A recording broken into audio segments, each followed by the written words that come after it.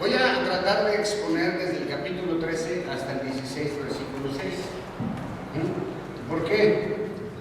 Pues porque es un capítulo muy conocido. El capítulo anterior terminó con una gran celebración del pueblo con David, y la celebración duró 3 días. David ya es el nuevo rey sobre todo Israel. ¿Y ahora qué sigue? ¿Cuál es el siguiente paso de David como rey? Bueno, del capítulo 13 al 16 de Crónicas se narran los hechos de las siguientes acciones de David. Después de que ya es nombrado rey, que todo el pueblo está de acuerdo, tiene una fiesta de 3 días, los vecinos traen provisiones, se la pasan chévere todos ahí. Y lo siguiente que tiene en mente David es recuperar el arca. ¿Qué es el arca? Pues ya sabemos qué es el arca, ¿no? Esta arca estaba olvidada y fuera de la vida de Israel por mucho tiempo, y en el capítulo 13, 15 y 16, saltando el 14, narra cómo fue la vida de David y otra batalla de Israel entre los filisteos. ¿Okay? Entonces vamos a ir al libro de Crónicas, capítulo 14, ahí voy a iniciar y después vamos a regresarnos a los demás. ¿Ok? ¿Están de acuerdo? ¿Ya están ahí? ¿Me pones? Me ponen Crónicas 14, Carlitos, por favor. Ok.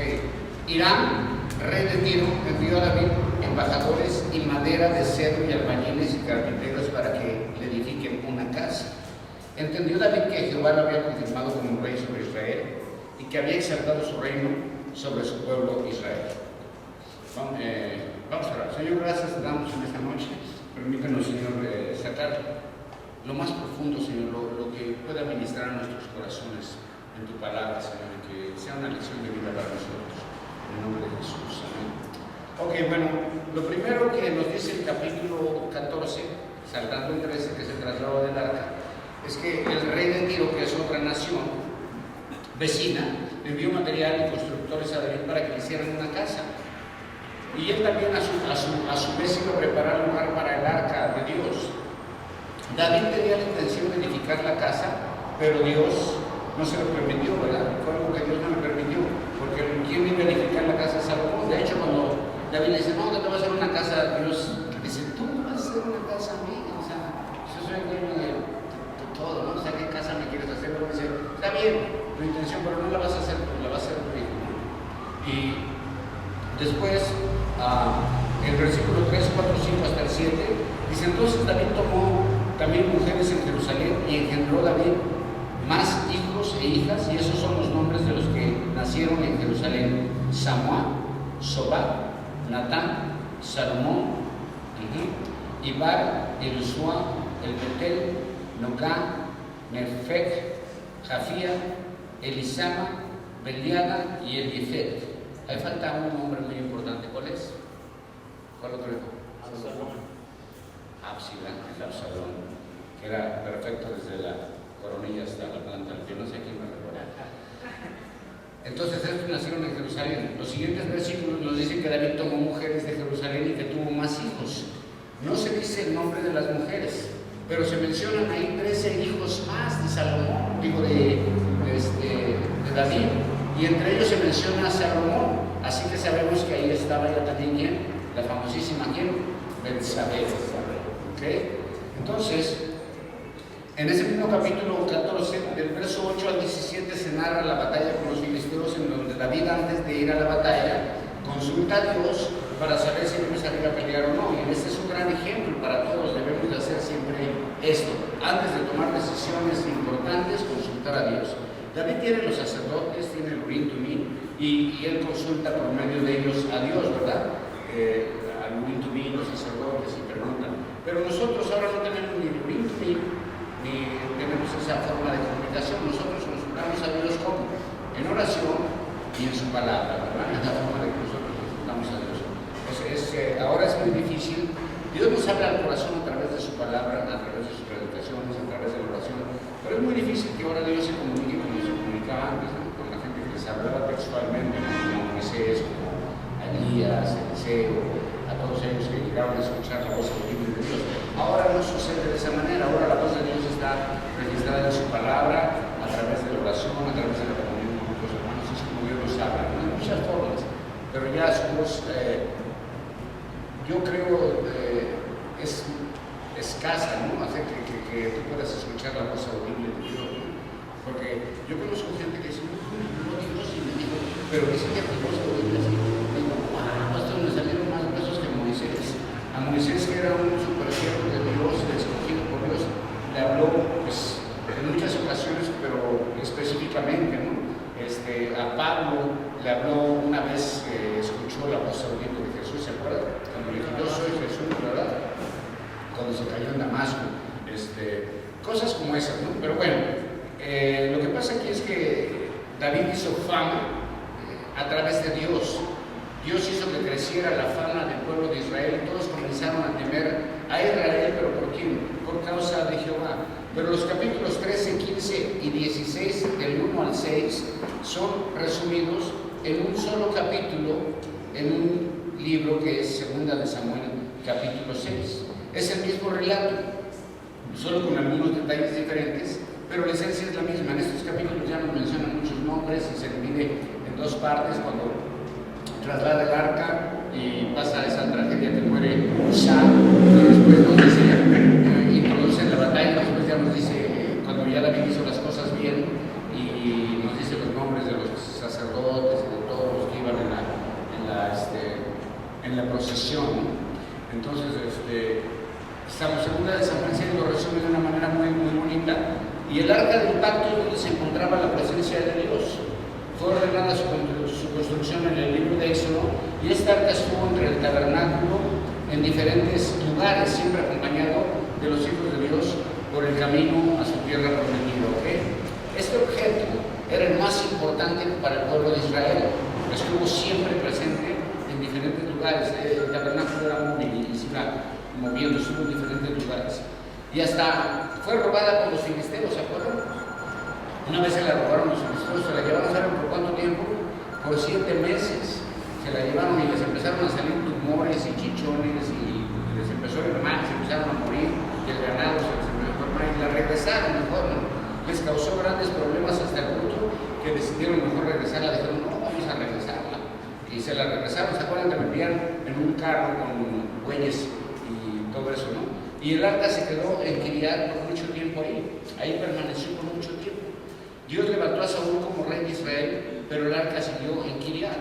Entonces, ahora David toma el liderazgo, ha preparado habitación para el arca, con esa madera que le envía el rey de Tiro hacia su casa, le envía a los constructores. Qué padre, ¿no? Son reyes. Dice, David, ¿sabes qué? Tengo material de todos los constructores, haz tu casota y haz la habitación para el arca, ¿no?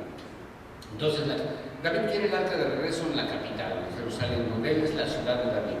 Y veamos la historia del traslado del arca. La podemos ver en Crónicas, o la podemos ver en 2 de Samuel también. El caso es que David tiene una reunión con 30,000 personas, según el libro de Samuel, y según el libro de Crónicas reúne a los ancianos, a toda la asamblea, a todo el pueblo, y les comunica que él quería traer el arca y todos están de acuerdo. Entonces, todo el pueblo que tenía con él dijeron, sí, vamos a hacerlo del arca, ¿no? Y entonces, dice la Biblia que pusieron el arca sobre un carro nuevo y la llevaron de la casa de Abimelech, que era donde estaban, y iban dirigiendo la procesión 2 hombres, Usa y Ahío. Vete al 13, por favor. En el 13 esto está todo eso.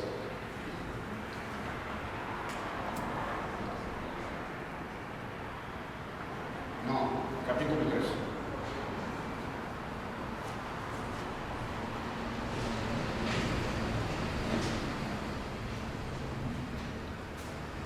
Bueno, estos van adelante, ¿no? Y cuando la llevaban de la casa de Abimelech,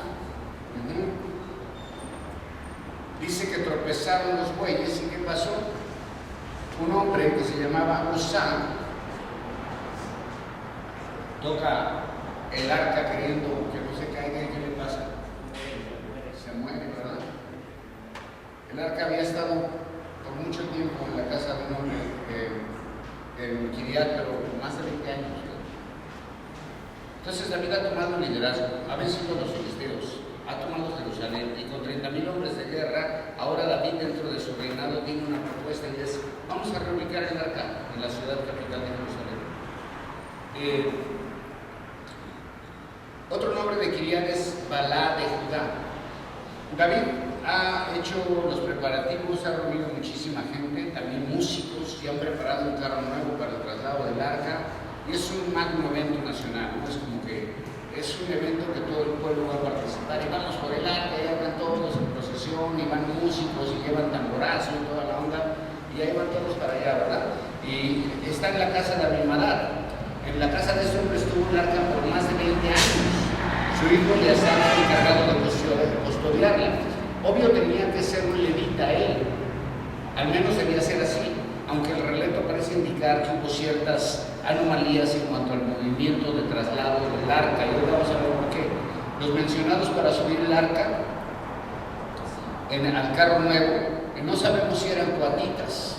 Los coatitas eran de los levitas, pero eran los encargados de mover el arca, solamente ellos lo podían mover. Y nos da dos nombres, Usam y Ahir, hijos de Abimadar. Así es en donde estuvo el arca por 20 años en la casa de una familia. Imagínate, 20 años, el objeto más sagrado y precioso para Israel, 20 años en la casa de una familia. Y como digo, los coatitas eran los indicados de hacer el trabajo de llevar y transportar el arca con varas que insertaban en los anillos de oro. No sabemos si lo hicieron así, si eran coatitas o no eran coatitas, pero parece que hubo problemas por esto. Mira, en Éxodo 25:14 dice: y meterá las varas por los anillos a los lados del arca para llevar el arca con ellas. Y esto lo hacían esta tribu en especial, ¿no? Estos hombres coatitas. Así que todo tenía un orden según las instrucciones de Dios para el traslado del arca.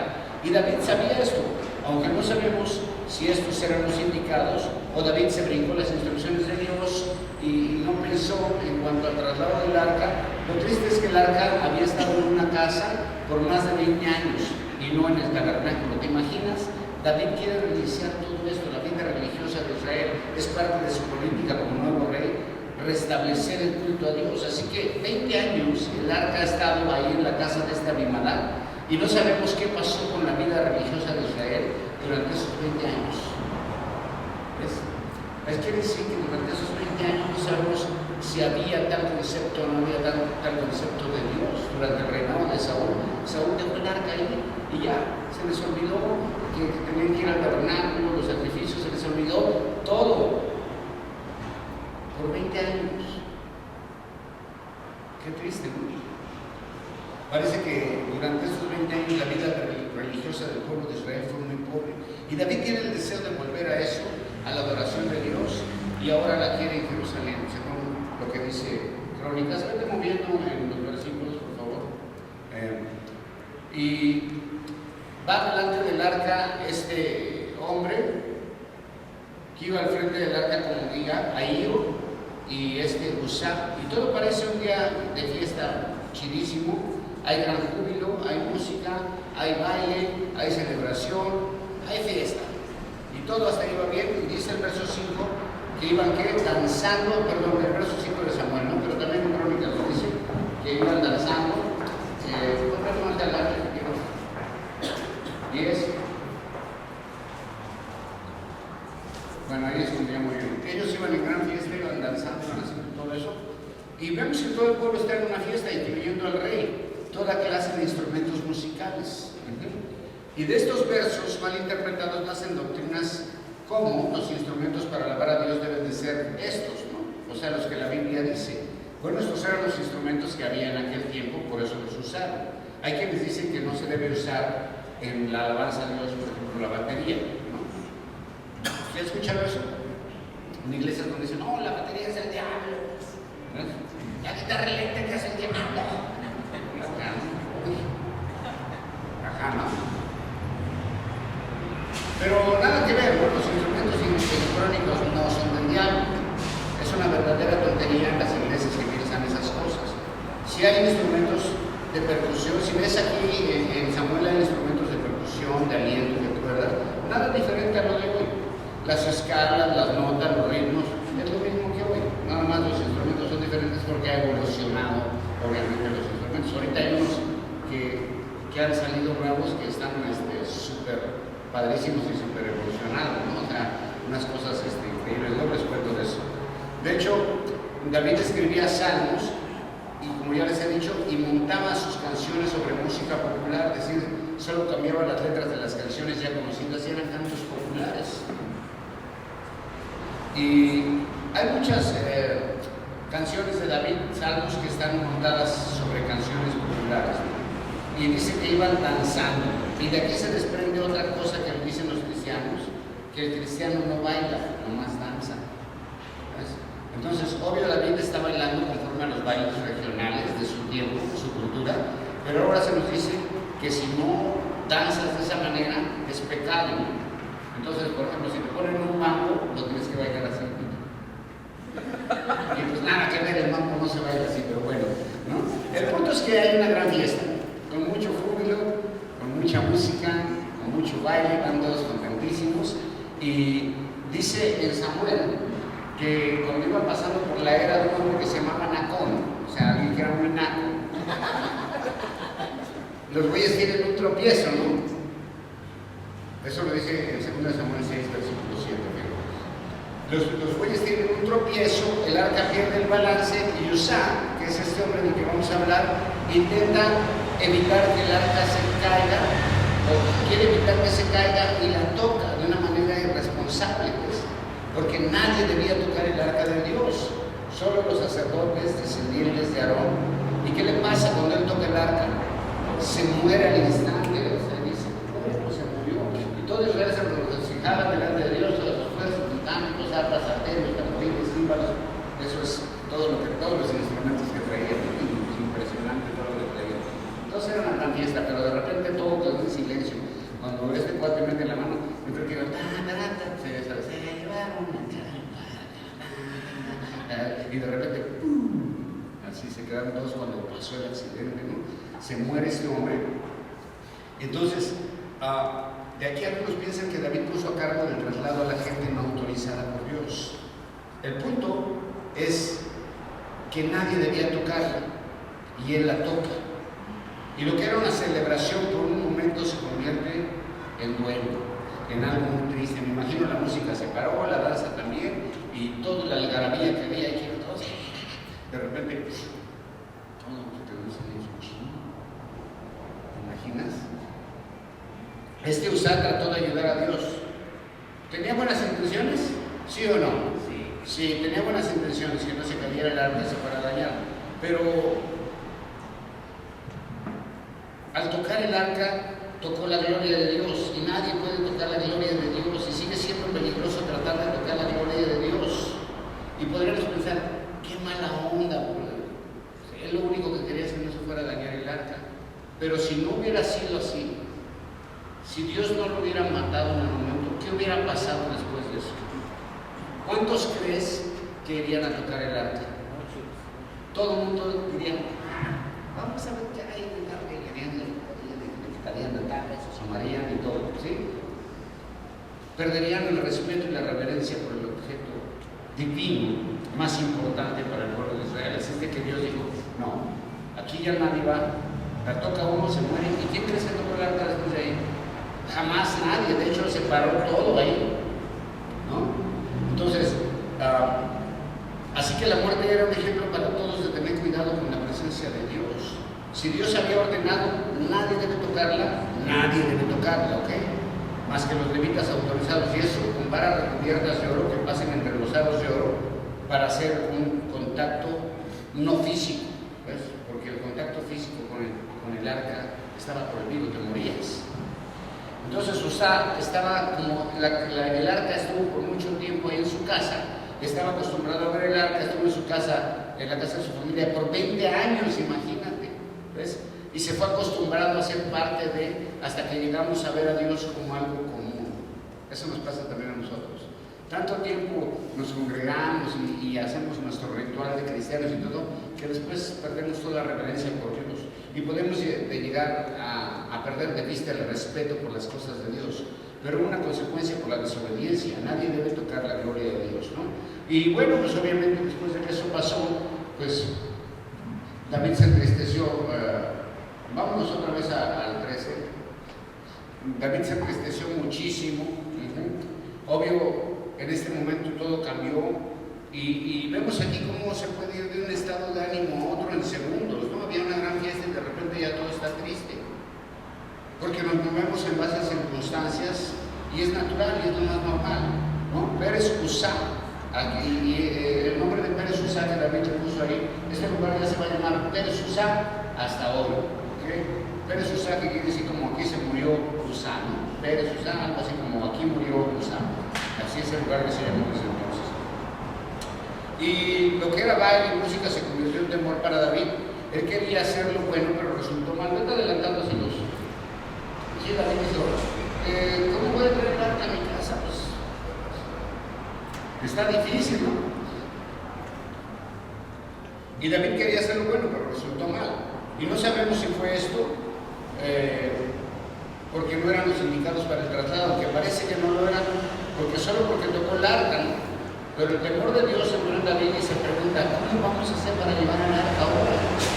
Así que ahí termina el intento, el arca vuelve otra vez a la casa y ahora había que hacer las cosas bien. Si tú te vas al capítulo 15, que es donde comienza otra vez, por favor, ya ahí termina todo y dice, ¿sabes qué? Ya no vamos a traer el arca. Pero en el capítulo 15 ya corrige. ¿Ok? Entonces, el plan de David era bueno, pero fue bastante emocional, sin consultar a Dios. A veces queremos hacer cosas por Dios sin pedir permiso, en nuestro sentir, en nuestros deseos. Y en ocasiones resulta mal lo que parecía muy bueno, terminó en tragedia. ¿Okay? Y después de 3 meses, la dejan en una casa de un hombre que se llama ¿cómo? Obed. En la casa de un hombre llamado Obed. Y en esos 3 meses que el arca está en la casa de ese hombre llamado Obed, hay un cambio radical, experimenta un cambio tremendo, porque la presencia de Dios a esa casa trajo una bendición tremenda. Obed, Geteo, es decir, alguien de Gad, de Rimón, y esta ciudad fue habitada según la repartición de las tierras. ¿Sabes por qué? Por coatitas encargados de llevar la arca. Fíjate nada más lo que dice Josué 21, 25 y 26. Acompáñame ahí. Ahí, córrete en el 15 más adelante si quieres. Ya van a empezar a aparecer nombres y conforme a la palabra de Jehová. Mira, Josué 21, 25 dice, de la media tribu de Manasés, Taná con sus ejidos y Gat-Rimón con sus ejidos, 2 ciudades. Todas las ciudades para el resto de las familias de los hijos de ¿quién? De Coat fueron 10 con sus ejidos. Okay, entonces, Rimón de Gat, o Gat de Rimón, ahí vivían coatitas. Y ese Obed Geteo es un coatita. Ahora comienzan a hacer las cosas bien. Números 4:5. 4:15. Cuando acabe Aarón y sus hijos de cubrir el santuario, todos los utensilios del santuario, cuando haya de mudarse al campamento, vendrán después de ellos los hijos de quién? De Coat, para llevarlos, pero no tocarán cosas santas, no sea que mueran. Estas serán las cargas de los hijos de Coat en el tabernáculo de reunión. Entonces parece que David no había tomado en cuenta esto, y ahora tiene que volver al principio, pero haciendo las cosas bajo la dirección de Dios. Y entonces comienza a hacer cambios y comienza a poner a la gente indicada, y las cosas cambiaron para Obed también en la casa, en la presencia de Dios. Obed resultó una bendición, el arca para toda su familia. En la casa de Abimelech hubo una tragedia, pero en la casa de Obed, que era coatita, comienza a haber una gran bendición. Así que imagínate cuando le llevan el arca por orden de David, sabe lo que acaba de pasar. Entonces imagínate, sabe que se acaba de morir uno porque la tocó y le llegan con el cabeza, pero la guardas aquí tantito. Dice, no, llévensela mejor, ¿no? Imagínate cuando se la llevan, ¿no? Sabe lo que acaba de pasar, pero seguro le dice que sí. Y él pregunta lo que pasó, pero nada, dice, se acaba de morir uno que la tocó, ahí te la dejamos. Sin embargo, la acepta porque él sabe que es un coatita y conoce la ley de Dios y sabe que él está autorizado para poder estar en la presencia de Dios y para poder mover el arca, obviamente con las varas. Y cuando se está en línea con las instrucciones de Dios, su presencia es una bendición para toda la casa, ¿no? Entonces, ya después se le comunica a David que en la casa de Obed ocurrió algo muy diferente a la casa de donde estaba Uzá. Quizá David esperaba otra tragedia, pero al saber que había resultado en prosperidad y en bendición para Obed, es una confirmación de que las cosas van bien. Y entonces dice David, vamos a organizarnos otra vez y vamos a mover todo. Vete al 15 otra vez, ahí donde empieza ya a verse la gente que juntó David. Entonces, una vez más, llevan el arca de regreso. Parece que David aprendió la lección y cada 6 pasos que daban, ¿qué hacían? Ofrecían un sacrificio, pero ahora lo ofrecían los levitas, que eran los autorizados. Entonces decía David, vámonos con el arca de regreso otra vez. Van a la casa de David, la vuelven a subir en carro y todo, y empiezan a caminar. Más bien ya la llevan así cargando, ¿vale? Empiezan a caminar, 1, 2, 3, 4, 5, 6, se paran, sacrificio. Y hacen sacrificio, ¿ves? Y otra vez caminan 6 pasos y cada 6 pasos van haciendo un sacrificio. Y David va con un gozo impresionante, va vestido de lino fino, pero va danzando y va en la fiesta, comienza a darle duro al borracho la vida y duro, van dándole duro todos ahí, y bailando todos y la música y el arca. ¿Puedes imaginarte la escena? O sea, padrísimo, ¿no? Y David danzando así acá y va vestido con un efod de lino también, es decir, una especie de chaleco, pero de lino, así que trae David. Y algunos dicen que bailaba semidesnudo, ¿te acuerdas? Muchos han dicho, no, que por eso se enojó la mujer, porque David, no es cierto, eso no es cierto, David estaba bailando semidesnudo. Eso es una tontería. Lo que es la verdad es que David se quitó su manto de rey, su manto real, y se vistió de una manera sencilla con un efod de lino. Se quitó el traje real para vestir con un sencillo efod de lino y ser como una parte del pueblo en la celebración. No es así como cuando el presidente va acá con el pueblo y se va de guayabera en lugar de traje, ¿no? Entonces, David se quitó su manto real y se fue vestido de lino fino únicamente para estar acorde con la gente. No era el efod del sacerdote, sino una túnica simple de lino que llevaba David ese día. Se quiso confundir con la gente y entrar en el gozo y ir bailando y danzando, al igual que todo el pueblo. Pero la esposa lo ve, dice, ¿verdad? Más adelante, busca leer donde dice que la esposa menospreció. Se va a dejar adelantito por ahí. ¿Okay? Entonces la esposa ve a David y ya vienen llegando y viene David dándole duro al borracho así y vestido de lino sin su manto real, y la esposa lo menospreció. La esposa Mical, cuando vio a David vestido sin el ropaje real, vestido de manera sencilla y danzando con el pueblo, le pareció indigno del pastor, digo, del rey. Es que a veces no eres pastor, muy pastor, bailando rock and roll en la fiesta de no sé quién, pues, ¿qué bien? No le gustó la adoración de David a Dios a la esposa. Pues David iba adorando a Dios acá y la esposa le pareció ridículo. Uf, qué naco. Para ella David perdió el estilo y le pareció ridículo lo que hacía un rey, que se rebajó a danzar vestido con una túnica de lino simple con todo el pueblo y que por un momento abandonó su posición de rey. Es decir, David se quitó el saco, se quitó la corbata, se quedó en camisa y a darle al borracho junto con todos. Pero hubo alguien que le criticó y le juzgó por la manera que él se gozaba delante de Dios. Para Mical era más importante el cómo te ves, el cómo te sientes. Para ella era más importante la apariencia y la posición que la disposición del corazón de su esposo. Y David ya había preparado un lugar especial para el arca, que no era un tabernáculo, era una nueva habitación. David siempre quiso edificar el templo de Dios, pero Dios no se lo permitió.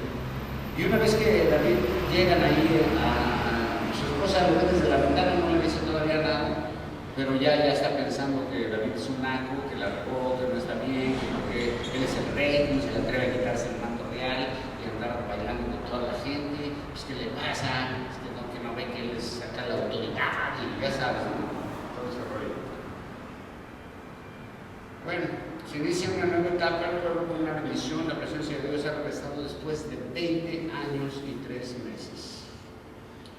¿Okay? Entonces David termina repartiendo regalos, como todo buen político, su torta y su refresco a todos los que iban en la peregrinación y todos felices a su casa. Ahora dale su torta, su refresco, y hasta el arca ahí, y todo el mundo feliz con el regalo que les da David.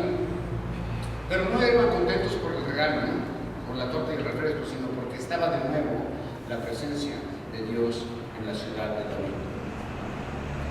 Y después, más adelante, cuando ya se encuentra con Mical, que ahí en Crónicas no lo dice, pero si te vas a 2 de Samuel capítulo 6, verso 20,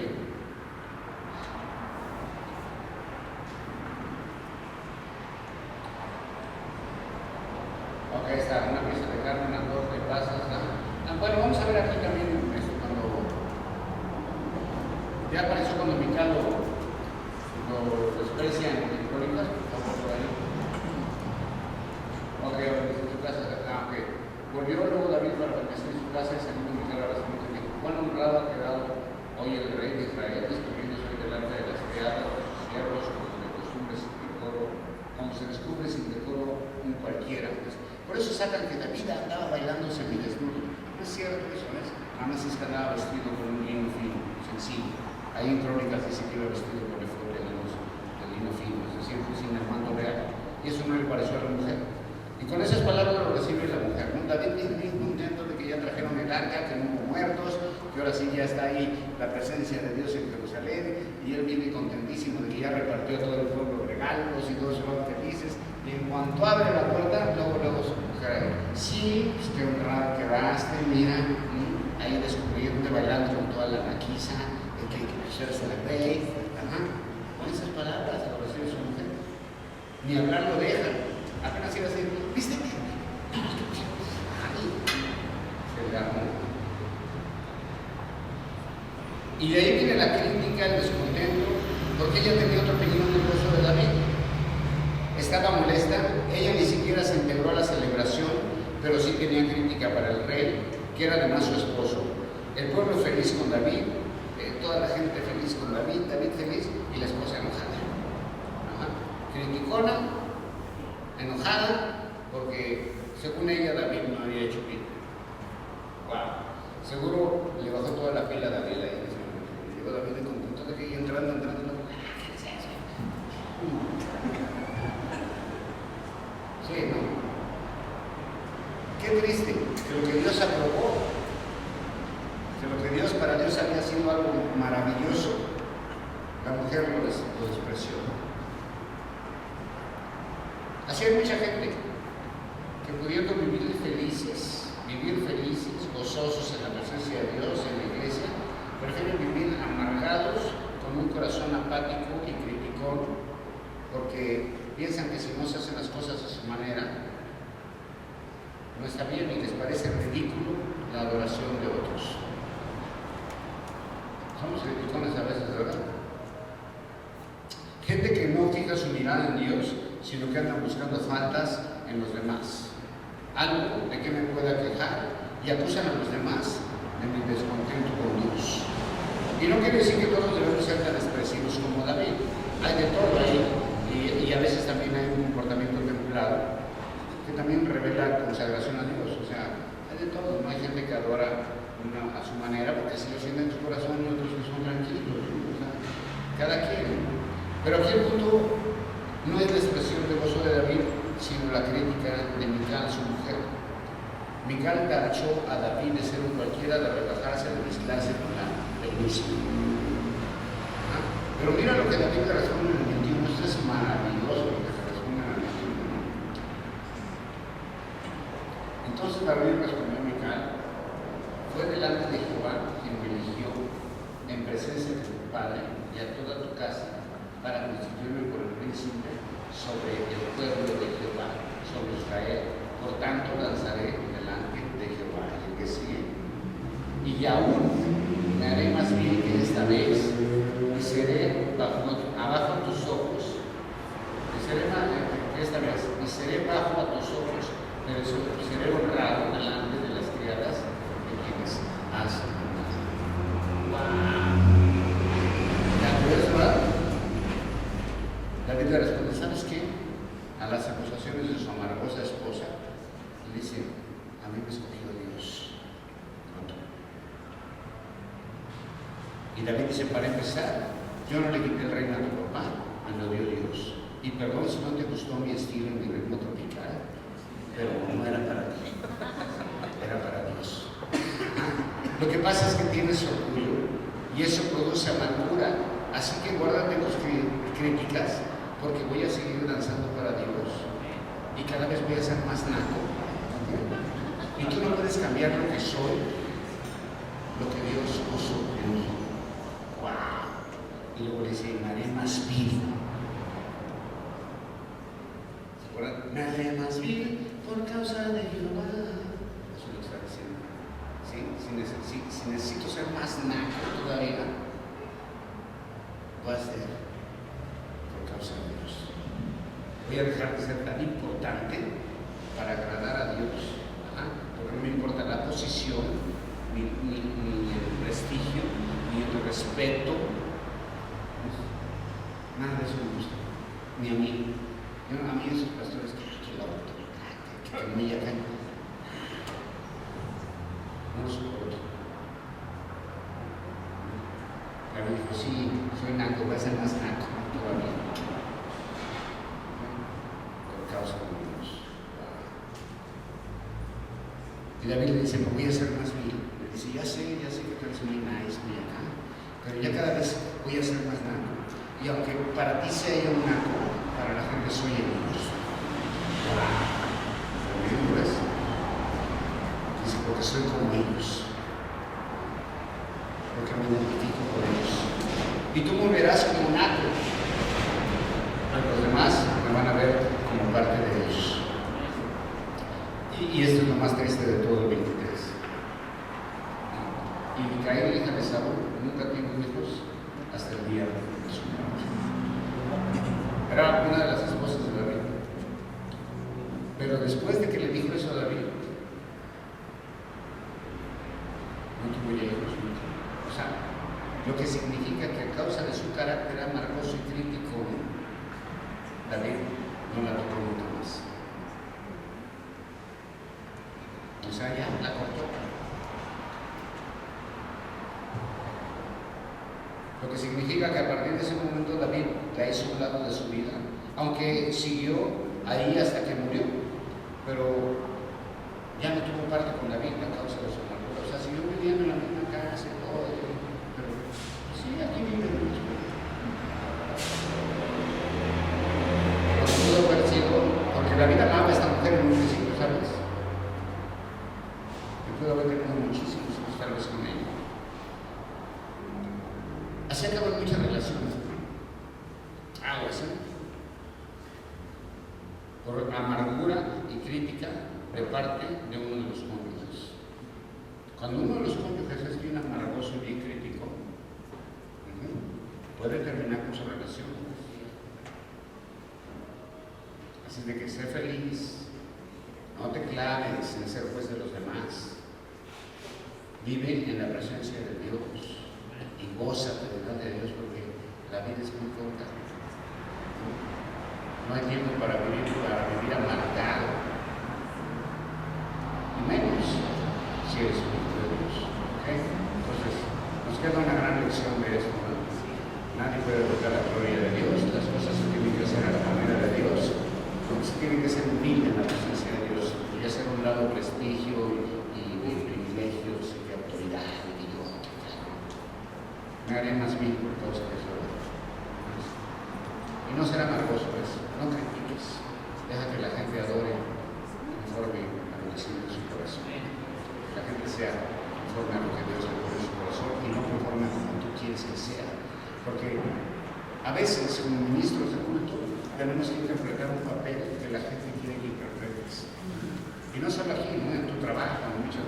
El ingeniero, ¿no? El ingeniero va a venir acá de sorte. O sea, ¿sí me entiendes? O sea, vive en la presencia de Dios y de acuerdo al corazón de Dios.